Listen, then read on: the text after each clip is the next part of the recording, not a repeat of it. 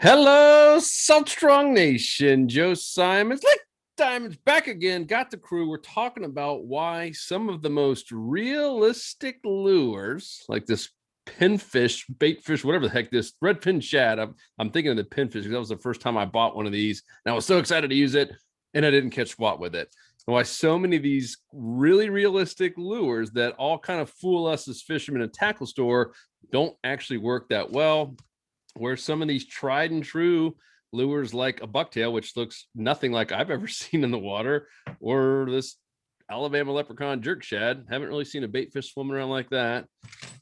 Gold spoons. We have all these things that don't look like anything, and yet they keep working year after year, decade after decade. So we're going to try not to bash any one company or brand. Same point, we always try to be the Consumer Reports here at Saltwater because we don't have any sponsors. We've had a lot of people offer, and we reject every single one because we want to tell you like it is. We want to, honestly, we want you to have the best stuff and catch more fish per hour than ever before, which is the whole mission behind Salt Strong and really the whole reason we created our Insider Club. So we got Luke, we got Tony, we got Justin. Guys, where do we even start here? Do we want to talk about these lures that have kind of fooled us as fishermen first? I kind of do. I'll just tell you, my very first one was that big, I believe it was Live Target. It was like big pinfish. I think it like won some awards at ICAST. And I get like disappointed in ICAST every year because they reward some of these things that just because they look so realistic and there's like zero proof they've ever even caught a fish before. It's like, oh, most innovative lure design, and no one's ever caught a single fish with it. So I remember I got out there, Luke, we even did some underwater footage, and this pinfish, it looked so realistic. Like you couldn't tell the difference between that and a real pinfish. And yet I couldn't get a bite on the thing. And I don't even know where it is. It's probably rusted out or thrown away at this point. And so that was like one of those, like, man, here I am buying, and these are expensive lures, by the way, these realistic ones. I'm spending all this money, and the things hardly even work. And yet we use things like Slam Shady, and I mean, look at this. This doesn't look like anything. I mean, you can kind of maybe say it does, but like these bucktail jigs and spoons, and yet these things just keep working, tried and true, day in and day out. Tony, look at that. What is that thing? Come on. I've never seen anything like that underwater. Yeah, these, I don't know. They must, resemble the profile when they're underwater, but that's got to be the most unrealistic thing I've ever seen, but it catches really big snook. So, and for those of you listening, Tony's got a bright flare hawk. I don't even, it had hot pink and all kinds of colors. It looks nothing bright green. bright green. Oh, all right. So what do you got, Justin, Luke? What have you been burned by to start off first in terms of lures that look really realistic and just haven't produced? I remember this is funny. I gotta hold this one up, and Luke and I talked about this. So I have the Live Target live mullet, or whatever they call it. Make two different color styles and a bunch of different sizes. They make them in twitch baits, they make them in top waters, and I remember I went through a phase where I really wanted to have super realistic mullet lures for the mullet run on the east coast of Florida. And looking back on that now, and that makes sense. It makes sense. Yes, it makes sense. But now later on, and in an application, I learned that you want to match the hatch day in, day out. And I got these specifically thinking, I want the most realistic mullet lure. I want my lure to stand out amongst 10,000 mullet, which was, I don't know what I was thinking at the time. Now I'm throwing poppers, just really loud, annoying, grab your attention baits. But I had a phase where I don't have it on me anymore, but I had the Topwater mullet. I had a big, like 7-inch twitch bait that looked just like this. And I've gone through periods of time where when snook fishing throughout the year on either coast, the Live Target, these are the pinfish models. I've got one that's segmented in the back, so it just kicks the tail a little bit better, I guess. And then just kind of the day in, day out Live Target pilchard or scaled sardine. I can't remember which one they call it, but I wanted just the most realistic twitch bait. I've thrown Maridines, I've thrown Yozuris, I've thrown Rapalas, all kinds, and I thought these were the most realistic. And I thought, well, it's got to be better, right? It looks more real, so it's got to catch more fish. Can't say that it's caught more fish than a mirror lure or any other twitch bait. It's about the same. Yeah, and so that mullet that Justin showed, so I went through a similar phase where I was like, okay, if it looks more real, it's got to catch more fish. And so that was one that I got. I also got the pinfish Joe referred to earlier. So I'm on the fence with the realistic. So realistic isn't bad. It's just when the focus on the manufacturer is just to make it look as real as possible, to sell to humans, right? Is it attractive to humans or is it attractive to fish? Yes. When the humans part supersedes the fish, then there's a problem. So that pinfish one, I've used them all. I tested. So the pinfish one actually did hook up with a tarpon. We got in some tarpon down in Islamorada, all small ones, and I was throwing a lot of stuff. That was actually one that did get a strike, but it was the human factor was so high on there. It looks amazing. Like I wish I could find it, but it's not one that I ever use anymore. So it's somewhere buried in my spare bedroom. But so it looks real. It actually looks pretty good in the water, but they had to make it look so real that the hookup ratio has got to be is horrendous, because the part of the fin actually sticks up and blocks a lot of the hook. It might have been trying to make it weedless or something, but long story short, it wasn't really the function.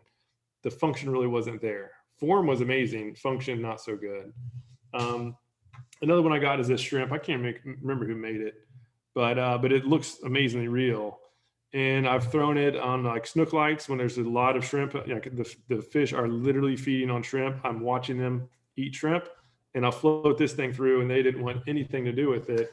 And then I threw one of these power prawns, which still looks kind of realistic, but not nearly as much as this. I mean, they literally went through the effort to get these little whiskers sitting out. They got all the legs and all that fancy stuff. That must have set you back a few extra bucks. It was like $10 shrimp. It's $10 for one lure. It's $1 per whisker. Yeah, those mean a lot. But I mean, they're so like they do move a little bit, but it's just too much, and you can't even cast it well, right? Like all those little extremities just catches the wind, so you can't cast it worth a darn. And then I threw this thing in there, and the snook came up and smacked it. I think it just had better action in the water. Maybe it was just moving fast enough where this one was just too slow with all that drag. Whatever the case was, the one that looked super real underperformed the one that didn't look quite as real, and that happens all the time. And even look at one of the tried true lures too, and another one on top of the bucktail is a gold spoon. Like if I was brand new to fishing, I saw this in the store, I would think you'd have to be an absolute idiot to buy it. And it flat out works. Like I always have a few of these in my tackle box. I prefer paddle tail, I prefer soft plastics, but when the puffer fish are bad, that's when I go to these spoons. It works all year long, shockingly well. And that's the problem. These manufacturers know that what you just said is part of the problem, is that, and I don't think they're purposely trying to trick people. They're not trying to, create products that don't catch fish. They'll never have, repeat purchasers. But you got to toe that line of, hey, let's find something realistic so that some, new guy or gal is going to come pick that off versus a gold spoon. Because you're right. Like no one in their right mind, if they were brand new to fishing and hadn't watched like our videos or see a Richardson or anyone who's been at it a long time in the inshore world, how a gold spoon just continues to keep working. No one in the right mind would buy it, but they go out and spend, $12, $20 on one artificial lure in some cases. And man, you lose that, you get that caught, or just obviously breaking off, that hurts, versus, a bucktail that might be a dollar or two. And even, some of these soft plastics, definitely under $1 each for all these things. And I don't know, it baffles me. And it baffles me, and I'm mad at myself, and I keep going back and buying more. Like, well, maybe this time it'll work. It looks so good. And I keep getting frustrated. Tony, what do you got? Yeah, so I never really purchased too many of the things that looked fancy and realistic. It's because look how smart you are. Your glasses, dude. You're always the smartest guy on the podcast. I think it only took me like one or two purchases to realize I pretty much wasted my money. But I did start to use a couple more different ones, like a voodoo shrimp. They look pretty realistic. And then like the chase baits, this is their flick prawn. And what I noticed is that it really comes down to the action and the presentation more than how realistic it looks. Because even though these do look super realistic, they have a really good action in the water. The antennas move, the legs vibrate as it sinks. It has a little bit of a segment on the tail. Luke, if you could pick up that other shrimp you have, it's almost just like a stiff This thing's a toy. brick. Yeah, it's a brick. I mean, literally, like have to like if you kind of shake it, right? Like you think the tail would shake a little bit, but Yeah. it's like it's Who makes that one, Luke? I can't remember. I think it's Live Target, but I can't. I'm not 100% sure. But it's. I mean, look at that. They literally put the whiskers shooting way out of there. Yeah, almost looks like a toy someone put a hook in.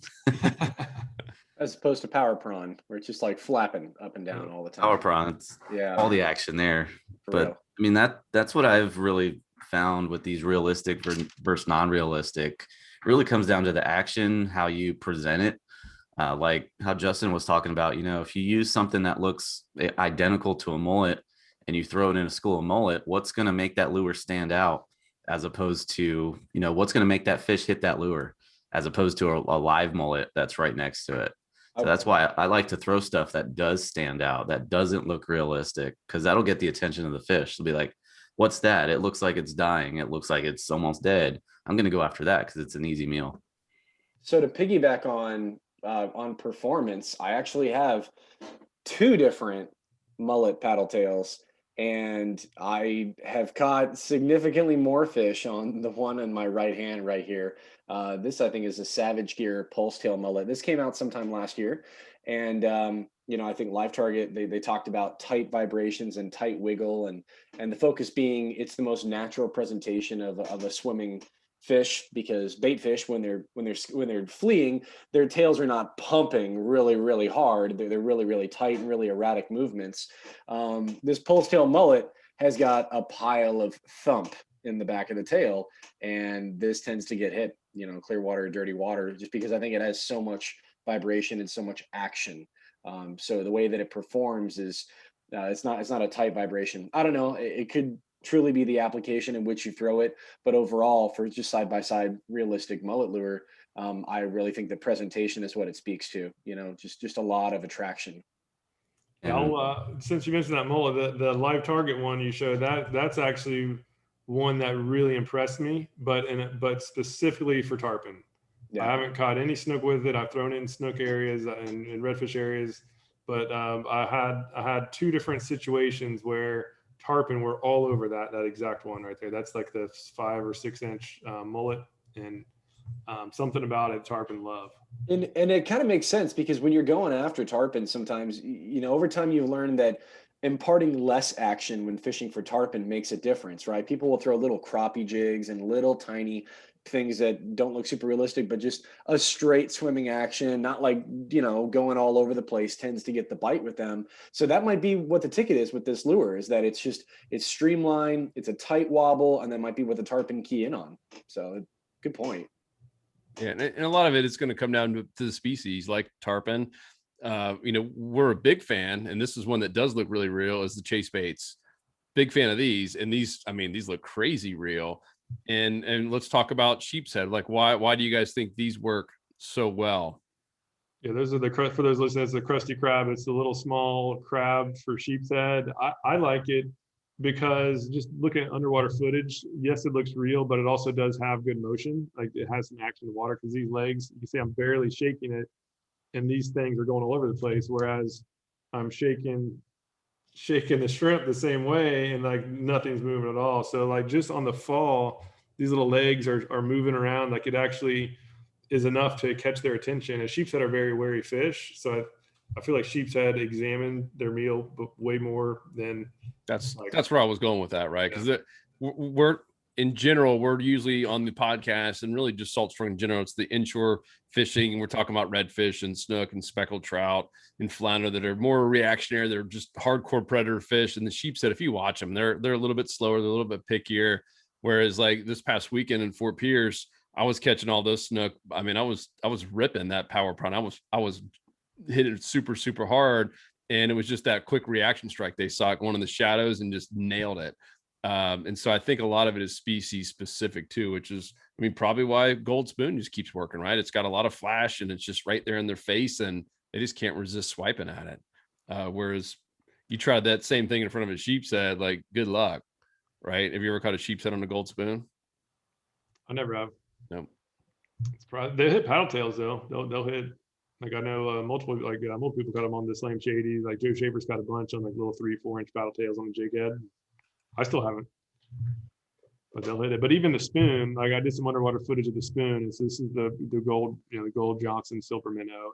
And from behind, most of these fish, I've been doing a lot of underwater experiments where I tie the camera on the line and just watch the lure and how the fish comes up and gets it. And they'll pretty much always come from behind. They'll see it from far away, and they'll kind of slowly come in, and then they'll track right behind and blow. And so that spoon, they're just seeing like a little wobble. So it actually does look like a tail kind of fluttering around. That's what they see, and they come up and just eat it. So they're not so much. What I've learned after looking at this underwater footage is that they're not really coming up to the side to examine it. And it makes sense, right? When you think about it, that's the best way for them not to catch their meal. If they come in right where their prey can actually see them coming, they come from behind. They come from behind and below. And so you really want to make sure that whatever it looks like from where they're approaching looks as realistic as possible. I think that's why paddle tails work so well, because they're coming in there and that tail is swishing around. They think it's that little tail of the fish going away, and they come up. They literally just come up, and just suck it down. It's been really mind blowing seeing it in action. That's cool. Do you guys think water clarity really comes into play too with realistic versus non? I think so. Because I think that's another reason why I haven't really dove into many of those realistic things is the water I fish is mainly dirty. And going back to the action, they don't have a lot of action. And if the water's dirty, you need that action to get the fish's attention. And if the water's dirty, they can't really see it in the first place. So if the water's super clean and you need more of a finesse presentation, you can definitely excel, I think, in a clean water. But the first time I took that big old pinfish, you know where I was? In Isla Mirada. It's pretty clear water, and the fish were laughing at me. Nothing. Yeah, and this past weekend, the water was super clear up on the flats in St. Pete. I mean, it looked like the Keys, and this Alabama leprechaun rig down there they were absolutely hammering. And I mean, big trout too, not little small ones. The same with the paddle tail. This is what I was using with the camera rig. I mean, I caught multiple trout in the 22 to 24 inch class. Probably at least on that size, at least 6 came up and slammed this lure, even though there was a camera like 12 inches in front of it. They were just flat. They just need to see something that looks like a bait fish or like some sort of easy meal, and they'll come up and swipe it. Yeah, even in clear conditions, I got a good story. This particular bucktail right here, I think it's got like a flat boxing glove style head, kind of like the Mission Fishing. But in the summertime, I'd spend a week with my family. We go down to Sanibel and we'd snook fish. And when I was in high school, and I was like, man, I really want to catch a lot of snook off the beach. And my dad and my brother are doing research. They're like, hey, it says on all these posts that bucktails and spoons and silver spoons work really well for snook. And I was like, you've got to be kidding me. I'm the snook fanatic in the family, and I say you throw the most realistic thing at these fish. It's crystal clear water off the beach. These snook can see everything, can feel everything. You got to be realistic. And on the first day, my brother gets like a 40-inch snook on a spoon just like this. And I was like, okay, beginner's luck. And then, him and my dad kept throwing it, and they got another one, like another 30, and then a 32, and then a 28. And I said, I'm done. So I cleared out the bait shop with like every silver spoon they had, and bucktails. And I would test it, right? Because that doesn't look real. It doesn't even have a paddle tail for vibration. It just hops up and down. That's really the only action it has. But I was able to sight fish more snook on this type of bucktail than I was something super realistic twitching in front of them and erratic. For some reason, this seemed to be the key. And it's because of its particular profile and the way that its action is. Every action of these lures are different. Spoons are different. They're kind of wobbling and they're putting off a lot of flash and vibration. This is the complete opposite. It's up and down. It's really low profile. It's not going to cause a lot of vibration and disturbance unless you're hopping it through the sand. But for some reason, this small, straightforward, just white little piece of hair got bit, and got bit a lot. It's crazy because last time I checked, there are 0 bait fish in the ocean that have horsehair coming out their butt. Right? It's nuts. And that thing keeps working. We've mentioned it a few times before in the podcast when we had Mark Sosin on, and he mentioned that in the World War II, they gave all the soldiers a little kind of a survival pack in case they were stranded.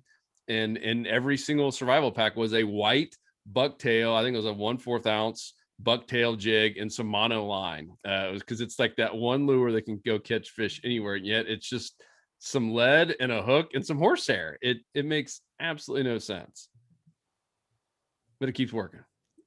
That's what Luke, remember in Marco Island, we first started getting into snook fishing. That's all we used, Millie's bucktail, and boom. I mean, that thing just, and it still produces today. I still have bucktails, especially fishing from the beach. I always have white bucktails on. Yeah, that's what both of us caught our first, 36-inch plus snook with down there at Marco, bouncing that along passes down there and hold on tight. Yep. So what else? What else do you guys have? So in terms of maybe kind of move it over to the tried and true, we got the white, any color bucktail. We got the bucktail. We got the gold spoon, silver spoon, jerk shad, even white spoon too. So it seems like colored. I did an experiment on the gold spoon. This is the Silver Minnow gold spoon and the Aqua Dream white spoon. And I took it out. It was like 3 or 4 different days fishing for a couple hours. And I would do 3 casts with one, 3 casts with the other, and just keep going back and forth. Same rod, same reel, same line, everything else kept constant. And not a single day did one catch fish while the other one didn't. Every day they both caught some days a little bit more here. But overall the trend was that they both caught about the same, but more snook on the white Aqua Dream compared to more redfish on the gold spoon, which was interesting. And this has a little bit tighter wobble. So I don't know if it was the color or the wobble, but long story short, it was my core lesson was that either one works, right? It's really about getting in the right spot. And that should be the lesson that we all take from all these is if you're in a good spot, you can get away with some imperfections in the lures, but even the black spoon works. Yeah. But you know what it is? You know why they don't make it very often? It's because fishermen weren't buying it. It's the same reason. Oh, that thing's just not going to work. But even a black spoon, I personally would go gold over that just for overall consistency. But I know a lot of those old school snook guys, they use a black spoon and it still works. But it comes down to the manufacturer's got to make that decision. All right, we know this thing works, but people aren't buying it, so we got to make something a little bit more realistic to fool more fishermen. And I don't know. I see both sides of it. But look at what most of us here at Salt Strong do, right? And if even look at our reports, how often do you see, ABC's companies, most realistic pinfish catching their PB, fish? Normally it's just something super simple like a paddle tail or a jerk shad or a spoon. It's very, very interesting. And yet we can do this podcast 5 times in a row and people still keep going buying crazy stuff and buying ducks, topwater ducks, and all kinds of things that we see out there. Spiders and bats. One I'm interested in is some companies, this one's from Earlure, but they're starting to put more realistic patterns on their tried and true lures. So this is one of I always get confused with the numbers, like something MR, I don't know, but it's just one of their popular lures. It usually has kind of like a silvery flash to it. And now they're starting to put some super realistic designs on it. I'm wondering if it's any better or worse, or if it's the same. Have you guys use these? I just recently picked one up. Yeah, it's not gonna. To your point earlier, it's not gonna change. I mean, those fish are coming from behind it. They're not looking and analyzing the side of the stripes on there. I mean, that's my opinion. But look at the clarity, Joe.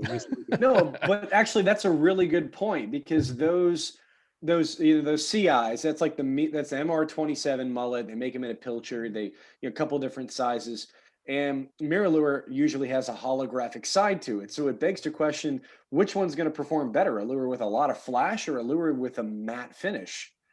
I'm not sure. I mean, that might be something to test out in the future. Because look, I'd take the flash personally. Yeah, me too. I would always take the flash. I just think it's another thing that all you need is one click of a sheen to get that reaction strike, and that's why I'll always fish with a flash lure. But I never thought about, is there any pro to wanting to fish with a matte colored lure? I don't know. Conversation for another day, but interesting. Sounds like a test. From the part that counts most, right? They're pretty much the same, so you never know. When in doubt, check the butts of your lure. You got horsehair coming out that butt?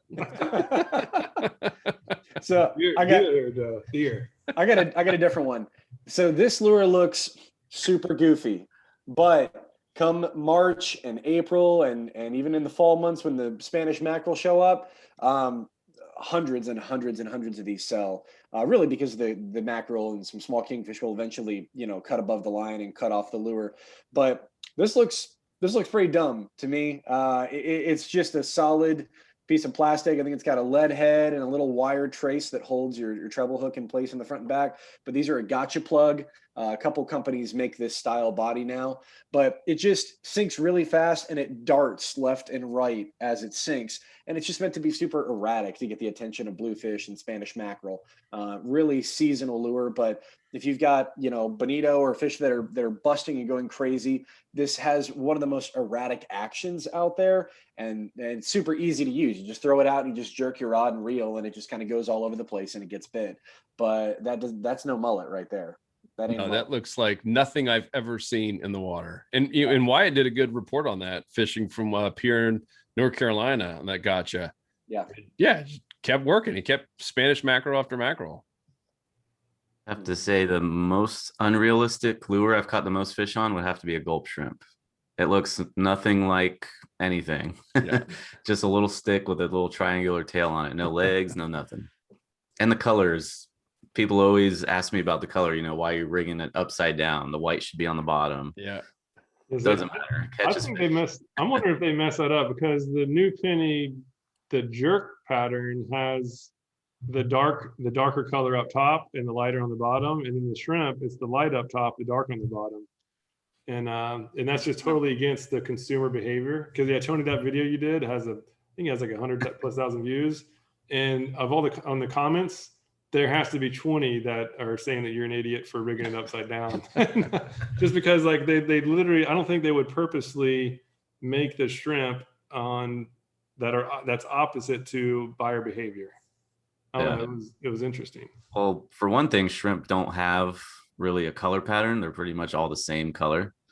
So I don't know. I don't think the fish care. They don't analyze it that well to go, wait a minute, that color's not on the right side of that shrimp. I'm not eating it. Yeah, and that makes it even more funny that people are calling you an idiot for rigging it upside down because they're not double-sided. Like they're one color. I have plenty of video and pictures to prove. But I'll say another one as far as lures that look like they would be terrible and you should never get it, but actually are surprisingly good, is this bad boy right here for Barracuda. We were down in the Keys and we put these things on. I have a lot of good footage will be coming out soon. They go crazy over these. This is a Cuda tube. It's a green tube, bright green tube with one little hook on there. And it looks like a thing of seaweed basically, but those Cuda go crazy over it. It looks like a kind of an eel in the water. And yet you could throw other things at them and they weren't touching it. Yeah, it was insane. I'm wondering how it does. I want to throw one under a snook light. Maybe they think it's a ballyhoo or something going through real quick. So I'm curious to see how that does. I've seen some guys take jig heads and put silicone tubing on them. Use that in the dock lights. Yeah, like that like yellowish tube. Yeah, Justin Napier. Or even like a Publix or like a McDonald's straw or something. I was just gonna say that instead of using gotchas, there's commercial guys that take a straw and they somehow jerry rig a hook on there and throw it out in mackerel schools, and they're like, "Oh yeah, man, I get these straws for free from McDonald's. I just put on a hook on it, and they're getting fish on it." And I'm like, "That's ridiculous." Sometimes it's just the simple stuff that works, and yet all of us, maybe except for Tony, have been guilty time and time again of buying $20 lures and getting a little bit frustrated. It'll be interesting to see what comes up next in terms of how more realistic can they make these things. And here's another one that I recently got. This is for sheepshead as well, and this was highly recommended too. Like there was a lot of videos that was like really heavily touting this thing. It's made over in Australia. So it was $14 for this darn thing. And I mean, it looks cool, looks realistic, but like these legs are like really hard rubber and they don't move at all. And then comparing it to this crusty crab, which is like everything moves. I still haven't caught anything with it. Again, almost all these will work. I'm sure they will catch some fish. It's just are they better than the other options that are much less expensive? Yep. So $12+ for one, or $8 for two, and the $8 for two has totally crushed it as far as actually catching fish. And trust, for those of you listening, maybe skeptical, which we've spent a lot of money on this stuff. We want them to work. Just like Luke, I mean, you don't want to spend $12 on the crab and not have it. Not like we're hoping these things. We're just like all fishermen do. What do we got, Tony? Tony's. So this was probably my worst investment ever. This is an animated lure. You can see it's got a prop on the nose. Oh wow. my gosh. Water activated, and you have to charge it. So when you put it in the water, it sits there for a second. I actually did a video on it just to show people how ridiculous this lure is. But you put it in the water and that prop starts spinning and it swims around. You know, it swims around like a bait fish would. Please catch a fish on that. I'm afraid that if I actually did, it would probably break or fall apart. Something would get damaged. This prop is really fragile. That would definitely go. It's already rusted. I only had it in the water once because water can get into that little cavity where the prop is. But I remember, Tony, that ad, they're running ads on social media for that dumb lure. And it had more shares than like any how-to video we've ever put out on Facebook. And it's because fishermen are fishermen. Oh my gosh, this is amazing because it goes by itself. And if you look at the footage on that video, remember, Luke, I showed this to you. They were stealing other people's videos catching big fish that weren't even using their lure. You can even see it because we look at this stuff. We slowed it down and you could see the fish. It was a big bass. And it wasn't even that stupid lure. So they had like no proof it worked, but they had just stolen people's, like some pretty big YouTubers that we know. They had swiped their content and made it look like they were using their lures. And so you never saw the actual lure. You just saw them fighting a big fish and reeling it in. And I was like, man, what a scam.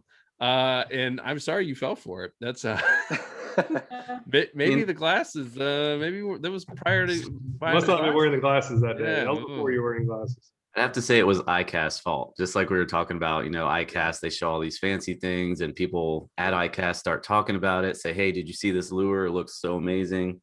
And I was like, well, let me get that and do a video on it. And yep. I don't know, $40 now in the hole there. Oh, that was 40? Wow, that's gotta be a record. I don't think I've spent that much. That was the most I've spent on one lure. There's people out there that spend $100 on like a handcrafted swim bait though, over in like Lake Castaic in California, and big bass guys spend like upwards of 3 digits, you know, a pretty $100 bill for a custom swim bait. And sometimes they work, right? Like we're talking about realistic lures. We're talking about, you know, throwing a realistic lure that might not perform as well as like an Alabama leprechaun.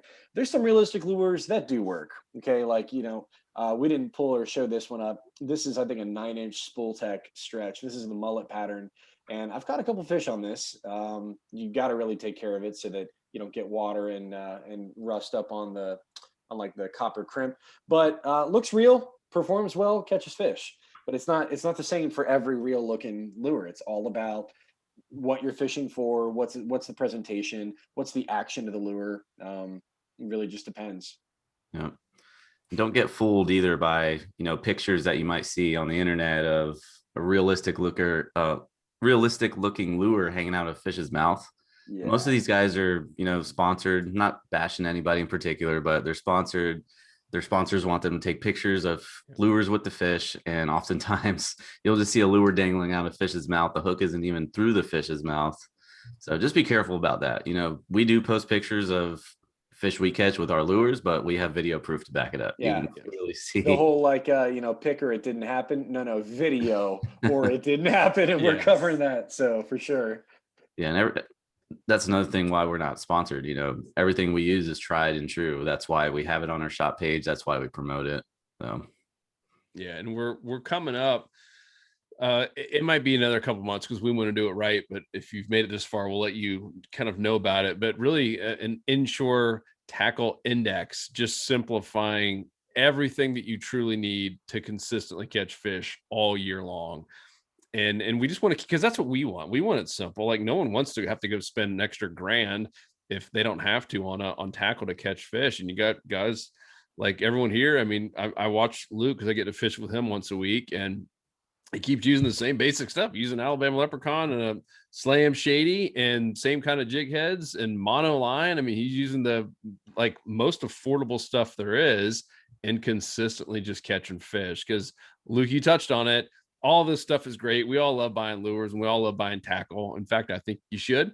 I mean, it is fun and it's unique, and it is kind of cool to even just buy something new and try it out, whether it be a lure, rod reel, etc. But end of the day, none of it matters unless you're in a feeding zone. And that's really the focus of our Insider Club. And now we're doing our live coaching calls every Thursday with our members. And of course, we have our smart fishing game plan every Friday morning goes live. And that's where in 10 minutes or less, we literally tell you exactly what types of spots to fish to catch inshore saltwater slams, redfish, speckled trout, snook, flounder, even some sheep's head and mangrove snapper, depending on the time of year. And just try to simplify it. We want to make sure you're in the right spot with the right tackle at the right time and tide, etc. Because we know if we can help people catch more fish and create more memories, load up their phone with fish pics, we're going to have members for life like we have. We've got so many now who are on their fifth year. We got some 5 years. So we just hit our 5-year anniversary of our Insider Club. We got some members now. We're hitting their 5-year mark. So that is so cool that the majority of people stay many years, and it's been a blast. So for those of you who are members, guys, thank you, and gals, thank you so much. We're at I think almost 22,000. Last week I looked at it, like 22,000. We're about to hit that number members, which is wild. It's so cool, and the community's blown up. We have Richard in there now, who's actually calling our new members and welcoming, making sure they get in the community. And then Austin on the back end is managing that day in and day out. It's been really cool. And of course, we're missing Wyatt today. He might be out in the water fishing. I don't know what he's doing. Wyatt got in a fight with a truck or a car. So trying to wear glasses right now. I want to see what the car looks like. Yeah, you really beat it up good. Yeah. And also part of the club too is discounts on lures. So we want to make sure, number one, that you're in the right spot, you're in the feeding zones, and we always base that on the recent trends, and then we look at the upcoming weather just to let you know, hey, this is what's been happening, but there's a front coming in, and so you need to do this modification. So that's most important. But for the lures, for all these ones that are tried, true, and tested, we do make sure that members get everything at the best price possible that we can find. So we sell a lot of lures ourselves, and we give significant savings for members.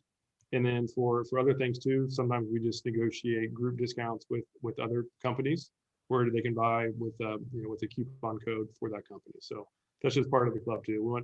We just want to make sure that everybody more than covers their cost of the dues from the savings on their gear. Yep, that's it. And just keep watching our videos. We're literally going to tell you what's working. I mean, we're trying this stuff out ourselves. I don't know that I've spent $40 on an inshore lure like Tony, but when we're spending, $20, $25, we'd love for these things to work. In most cases, they might catch a fish, even that one, Luke, that you like, you've caught a few tarpon on it. But I mean, our goal is to try to find lures that are consistent all year long with multiple species, not just one. But there are times like our crusty crab, and we kind of rolled our eyes at this thing too because it was so expensive, and yet these work, and so we'll promote them all day long when they keep working like that for sheepies, and even some black drum and redfish caught on them. So just stay tuned, keep watching our stuff, join the club. You'll get to see all the behind the scenes stuff and see exactly what we're testing, and like Luke said, 20% off everything in the store at fishstrong.com, and now even some exclusive lures like the power prawn and blackout chum and some other new things. What do we got? The scent just came out. The juice is loose, limited amount there, but should have a lot more coming in soon. Yeah, Joe, I have some footage because I put the juice on the Slam Shady 2.0. Let me see if I can share that footage real quick. It's got some big trout. Oh, looks like it. You need me to make you here? I'll make you co-host. Yeah, so this is kind of so you can see exactly what we're talking about when these trout have to follow up their prey. Can you guys see it? Yep. So you can see this trout Let me see if I can do the screen. Oh, wow. Oh, that's kind of creepy looking. Yeah, so you can see that trout. It's been following it for a while. I'm going backwards now. So now I'm going forwards. You can see that trout follow. This is a 24-inch trout, by the way. So, dude, it's right. So it's what if you're listening, it's this trout is tracking this slam shady, and it's what I don't know, 4 inches below it. It's obviously it's coming up now. Yeah, it's coming up now. So it's getting really close. It's got his eyes like totally locked in. And watch, this is 60 frames per second. So it's starting to open his mouth one. Now it kicks the tail up. It really kicks the tail up. It's like every time. This has been amazing to see. And then game over. Totally. Inhale it. That's so cool. Yeah, this is a legit trout. And then you can like watch when they start fighting too. They'll open up their mouths. This is why a lot of people lose their trout. It just literally just keeps its mouth open. And it's just trying its best to get that lure out of there. Dang. Pretty cool. So Wow. yeah, I literally caught at least 12 big trout, most of which were over 20, and again 6 of them were like 22 to 24 range. It was nuts. That's a baker's dozen there, Bap. Baker's dozen, yeah. So it's just proof that, and that's this lure right here. That's the Slam Shady 2.0. Like in a store, it wouldn't like stand out as being like super amazing. It just has really good action. Yep. No, that trout tracked it, like you said. Like he wasn't it wasn't reactionary. Like that fish looked at it and committed to it. I mean, that was the second big trout on shot. the same cast. So actually, just about 10 feet before that, I actually had one on and it got off, and then the camera settled down and started going again, and that thing came and tracked it down. It was.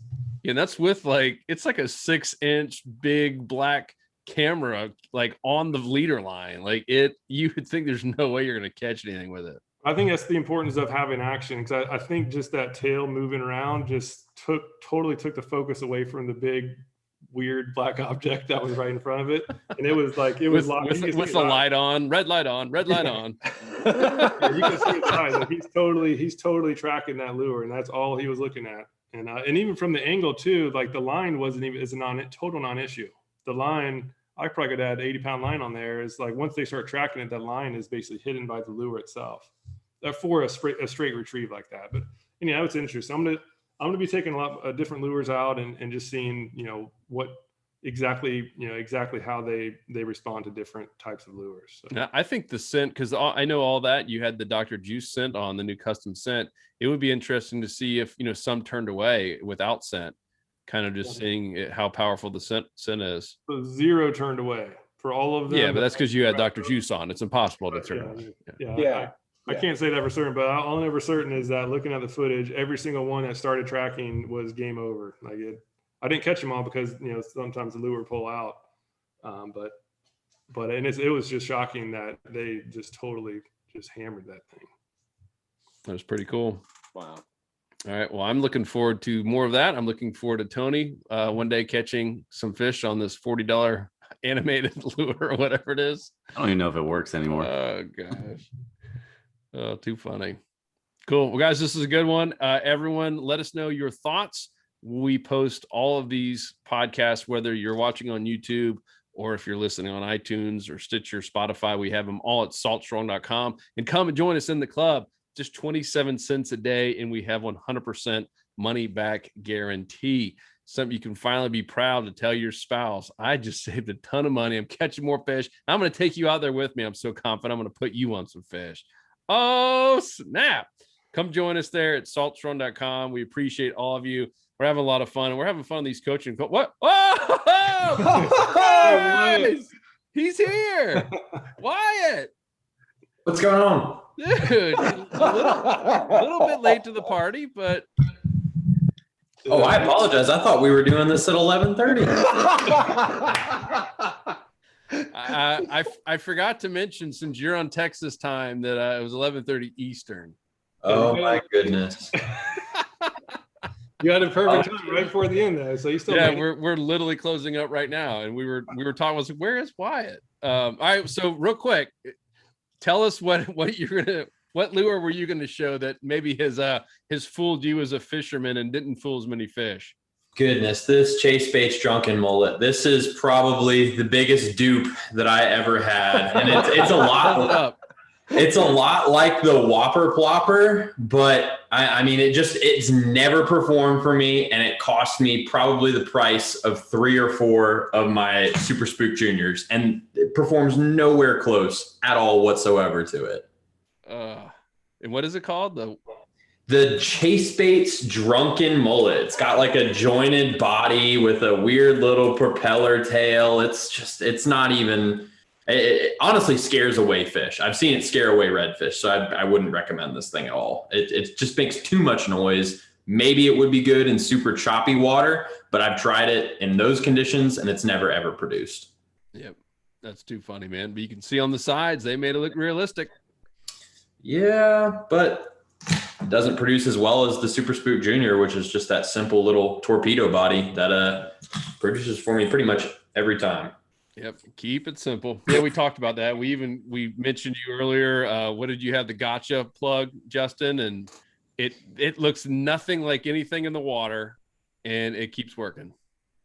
Goodness, yeah. I've caught a lot of Spanish mackerel with that thing. And I mean, I've outfished a lot of other guys on the pier that were using, similar jigs, but they were the expensive, flashy, or it had some kind of extra feathers on it. The action is really what's been most important for all these lures from what I've seen.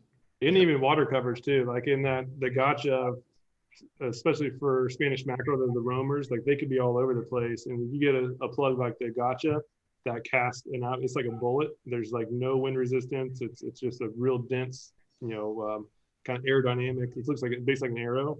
That thing launches. So the pier fishing, I think that's like hard to beat. You can cover more ground than anybody else, and it has good action in the water. Good enough, and that thing produces. Cool. Well, guys, we're approaching now 50 minutes minus Wyatt. It's been 3 minutes. The best. That was awesome. We were literally about to hit stop, and all of a sudden you jumped in. So I'm glad I got to come in here at the last second. I'm mad at my computer. It told me 11:30. I thought it had corrected for the time change. Oh yeah, and that's crazy time. So. All right. Well, guys, come join us at the Insider Club where you get all of us and Wyatt, who's usually always on time, even a few minutes early. So this was a fun He was one. early. He was early if it was, yeah. So Good times. Thanks, guys. Peace. We out. Yeah.